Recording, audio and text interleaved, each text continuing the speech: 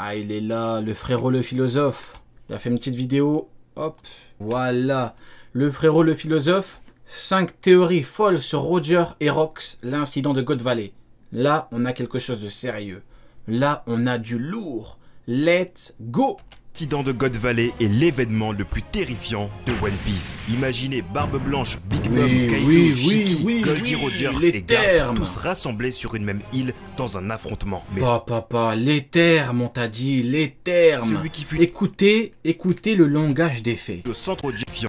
Vous ne voulez pas m'écouter quand je dis que Mihawk est une fraude? Pas grave, écoutez au moins ça. L'incident de God Valley est l'événement le plus terrifiant. Exactement, pour Mihawk, les gens commencent le deuil des Nicolaires négociations. De One Piece. Imaginez Barbe Blanche, Big Mom, Kaido, Shiki, Goldie Roger et Garp, tous rassemblés sur une même Garp, et surtout Garp. Moi j'aurais dit et surtout Garp. Île dans un affrontement. Mais celui qui fut au centre de l'attention était bien sûr Rox dit Xebec. Que pouvait-il bien... Il y en a beaucoup qui me disent oui Rio, t'abuses avec Xebec, t'as que Xebec. Xebec les gars. Rox dit Xebec. L'adversaire le plus puissant qu'a combattu Roger les gars, ce n'est pas n'importe qui, on ne parle pas de Garp là. On ne parle pas de Garp, on parle de Xebec les gars. Rien n'y a voir sur God Valley qui a attiré autant de gens. Rox était si dangereux qu'il a été... Rox, c'est comme Echtebest dans, vous voyez, les chefs. Echtebest, c'est un petit peu un mec, vous voyez, il en impose, il est puissant et tout. Xebec, Xebec, c'est pareil, mais dans la piraterie. Quasiment effacé de l'histoire. Quant à God Valley, l'île a tout simplement disparu. Aujourd'hui, 5 Echtebest, il a les meilleurs plats. Xebec, il a les meilleures techniques. Théorie folle sur l'incident de God Valley et Rox dit Xebec. Origine de Rox, formation de l'équipage, trésor de God Valley, le terrible Echtebest. Roger et Aramantic, on verra tout cela dans cette vidéo. Et si tu fais partie des 83% qui regardent mes vidéos sans s'abonner, n'oublie pas d'appuyer sur le bouton rouge et d'activer la cloche. Et oui, c'est comme sur Prime les gars, Rio Sensei Prime, faut s'abonner. Mais oui les gars. Laissez un pouce bleu. Objectif, 3000 pouces bleus. Numéro 5, Rox était un lunarien. Dans le chapitre 1022, Rox était un lunarien. Marco le Phénix expliquait que dans un passé très lointain, au sommet de Redline, bien avant que les dragons célestes s'y installent, vivait une race ailée capable de produire des flammes. Il avait appris cela de son capitaine Barbe Blanche, et cette race était les lunariens. Le terme lunarien fait évidemment penser à la lune, et Rox dit Echtebest serait donc un lunarien. Surtout à la mini-aventure de Ener. Roger, c'est Gordon Ramsay. Pas mal. Très belle ref, mon ami. Nous avons appris qu'après son combat contre Luffy, il a pris la direction de la Lune à bord de son... D'ailleurs, Gordon Ramsay, il est finito ou pas? Est-ce qu'il est finito? Est-ce qu'il continue un petit peu à être bon dans son game, tout ce qui est plat et tout, les émissions et tout? Vous pensez qu'il est finito ou il continue? Son arche Maxime. Et là-bas, il découvrit... Non, il continue. Ah ouais! Attendez, il a quel âge le frérot? Attendez 2 secondes. Gordon Ramsay... À quel âge? 55 ans. Ah, il a dépassé l'âge du Prime. L'existence d'une très vieille civilisation et des personnages dotés d'elle y étaient présents. D'ailleurs, une des fresques... Vous êtes vif, hein, Shura, t'as trouvé son âge en 2 secondes.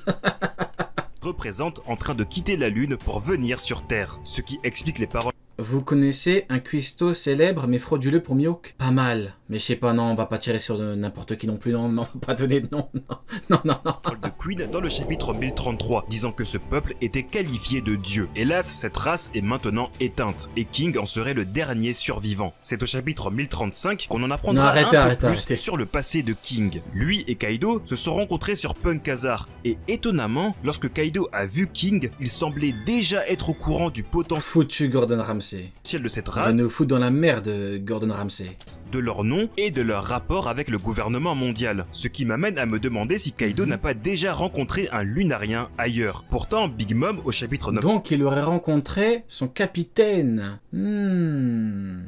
151, voyant King, dit bien que les lunariens sont une race disparue depuis longtemps. Et d'ailleurs, c'est assez intriguant que Big Mom connaisse aussi l'histoire de... Effectivement, Big Mom connaît les lunariens. Big Mom lui dit viens. J'aime bien. Ce peuple, où a-t-elle appris cela? Parce que si on fait attention à d'où proviennent les informations principales sur les lunariens, à part King, elles viennent de 3 personnages, Kaido, Big Mom et Barbe Blanche. Et vous savez que le point commun entre ces 3 pirates est d'avoir fait partie de l'équipage de Rox. Et en parlant de Rox, lorsque son Jolly Roger est apparu, on a pu remarquer un crâne enflammé. Comme vous le savez, les Jolly Roger représentent souvent une des caractéristiques de l'équipage. Ah, et vu qu'il y a des flammes, lui n'a rien. Pas mal du tout, j'aime bien. Ou un signe distinctif du capitaine. Le chapeau de paille pour l'équipage de Luffy, la moustache pour Et l'équipage donc là, des flammes, de ok. Roger, les Pas cornes de mal Kaido du pour tout. Hein. l'équipage aux 100 bêtes, les 3 têtes pour l'équipage de Barbe Noire qui signifie...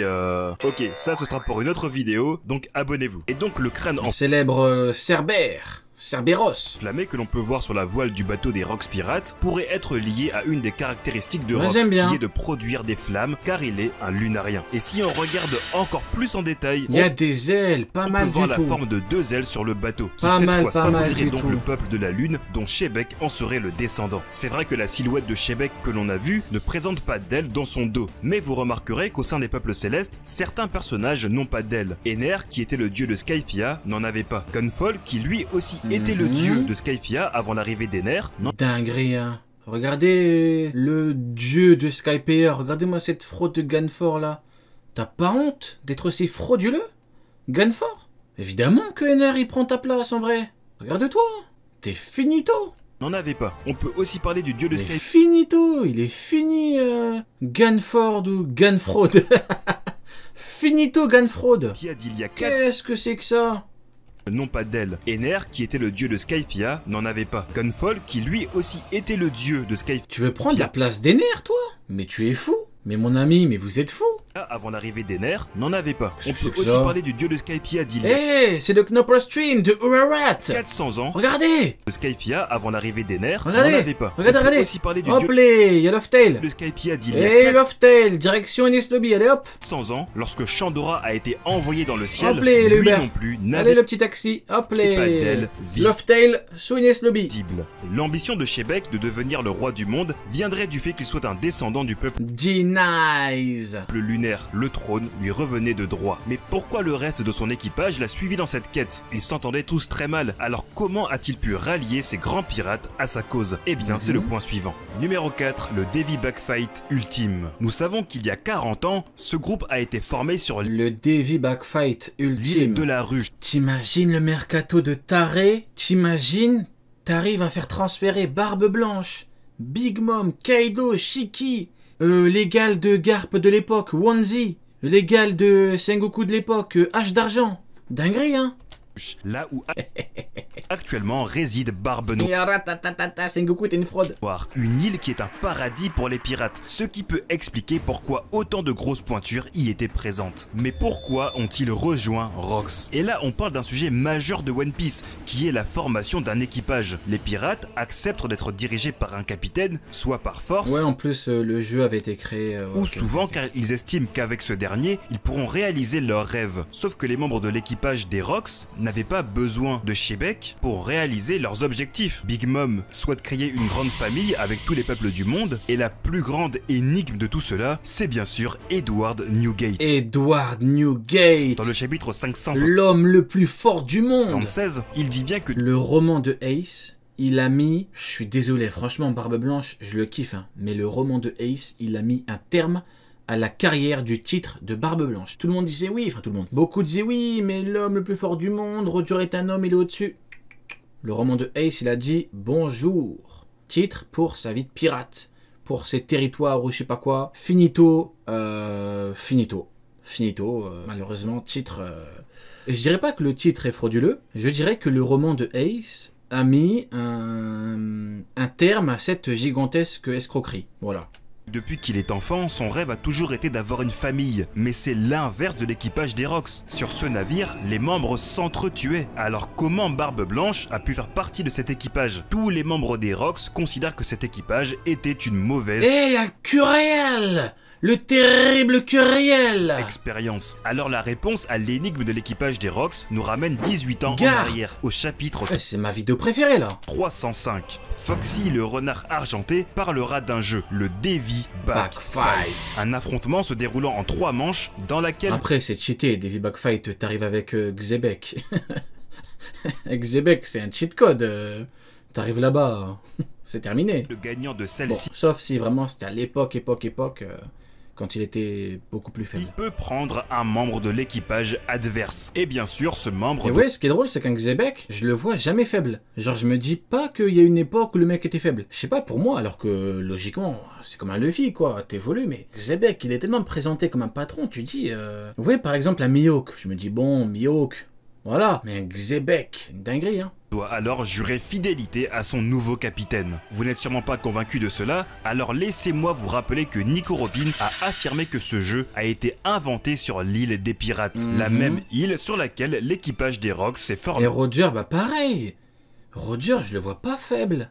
Genre, je le vois pas perdre un combat, fuir. Même comment il est présenté par Garp. Garp, il a dit quoi? Garp, il a dit, si t'insultes un de ses hommes, il part, il démonte toi et toute ton armée. C'est une dinguerie, les gens ne se rendent pas compte. Les gens ne se rendent pas compte, mais qui est Roger? Réveillez-vous, les gars. Réveillez-vous. On parle pas de Mihawk, là. Mais il y a plus de 40 ans. Shebeck aurait donc gagné plusieurs fois ce jeu. On parle pas de Mihawk, on parle de Roger, le roi des pirates. Mihawk qui voulait devenir roi des pirates, il a dit j'abandonne. Il a abandonné. Et se serait constitué un équipage surpuissant, dans lequel chacun de ses commandants aurait prêté serment de le suivre partout. C'est possible que le Davy Back Fight de l'île de la Ruche est une version beaucoup plus violente. Tu penses toujours que Xebec va revenir? Oui, mon ami, toujours, toujours. Ça bouge pas. Il va revenir parce qu'il doit revenir. Comme Zoro a combattu et battu King parce qu'il devait. Il y a des trucs, c'est sûr en fait. C'est comme Mihawk n'a pas le niveau Yonko parce que Mihawk ne peut pas avoir le niveau Yonko. Bon, c'est une formulation différente, mais tu vois un peu le genre. Il y a des trucs, ça doit arriver, et des trucs pas possibles. Que celle que l'on a vue dans l'arc Davy Back Fight. Malheureusement, entre chaque membre, il n'avait aucun véritable lien. Ce n'était pas un équipage comme celui des chapeaux de paille. Et lors de l'incident de God Valley, après la défaite de Shebeck, ils se sont tous dispersés et se sont enfuis car le serment n'existait plus. Et d'ailleurs, parlons-en de... Regardez, regardez, regardez. Il y a le terrible Hache d'argent. Le terrible Wang Zi. Ces membres qui se sont dispersés à travers le monde. Numéro 3. Attendez, on va faire un jeu là. Et d'ailleurs, pour vous, Garp a combattu lequel? Moi, j'hésite entre Hache d'argent, Captain John et Wang Zi. Non, franchement, pour vous, il a combattu qui? Franchement, ouais, il a peut-être combattu Wang Zi, hein. Peut-être qu'il aurait pu battre Hache d'argent sans s'entraîner, mais peut-être que pour battre Wang Zi, il s'entraînait, comme pour Don Shinjao. Parlons-en de ces membres qui se sont dispersés. J'imagine trop un flashback. À travers le monde. Numéro 3, les personnages cachés de God Valley. J'aimerais bien revenir sur ça. Non, mais Oda, il est vraiment trop fort parce que il veut nous faire croire que Garp et Roger ont combattu Xebec en 2 contre 1. Mais en parallèle, t'as l'info que Roger fait que des 1 contre 1. Il peut combattre plein de gens, mais lui ne combat jamais avec quelqu'un. Donc en fait, tu peux pas à la fois nous dire que Garp et Sengoku ont combattu Shiki et l'ont battu, et nous dire que un Garp a été d'une grande utilité contre un Xebec qui avait probablement un niveau supérieur au Yonko actuel. Tu ne peux pas. Je suis désolé, mais tu ne peux pas, avec tout le respect que j'ai pour lui. Grand maximum, il a combattu les commandants, mais jamais tu combats avec Roger contre Xebec, ça n'arrivera pas. Certains personnages. Ce serait entacher la réputation et l'image du roi des pirates. C'est vrai ce que je vous dis là. Qui aurait pu être présent à God Valley ou membre de l'équipage des Rocks. Jamais de la vie. T'as Roger, il a dit à Garp, viens on va 2 contre 1 Xebec, ça n'arrivera pas. Je vous le dis, ça n'arrivera pas, ça ne peut pas exister, c'est littéralement impossible. Vraiment.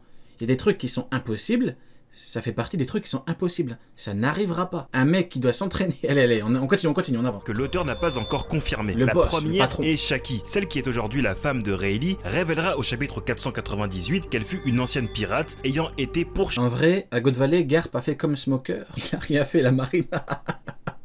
chassé par Garp. Sachant que le héros de la marine ne chasse pas des petits équipages, beaucoup de lecteurs ont alors pensé que Shaki faisait partie des Rocks. Et c'est pourquoi dans le SBS du tome 90, un fan a posé directement la question à l'auteur. Et bizarrement, l'auteur a préféré ne pas répondre. J'adorerais apprendre que Rayleigh et Shaki se sont rencontrés en tant qu'ennemis à la base sur God Valley. Mais malheureusement, Shaki affirme avoir arrêté la piraterie il y a plus de 40 ans. Donc elle ne peut pas avoir été présente sur God Valley. Regardez les dates, comment c'est important. C'est comme Garp contre Don Shinjao, il y a 30 ans, donc après God Valley. Les dates sont importantes. L'auteur ne donne jamais une date pour rien. Jamais. Beaucoup ne comprennent pas, mais pour un mangaka, pour un auteur en règle générale, mettre une date dans une histoire, une date passée, c'est tout sauf anodin, parce que ça peut créer des incohérences. Donc si l'auteur te dit Garp, Don Shinjao il y a 30 ans, c'est pas pour rien.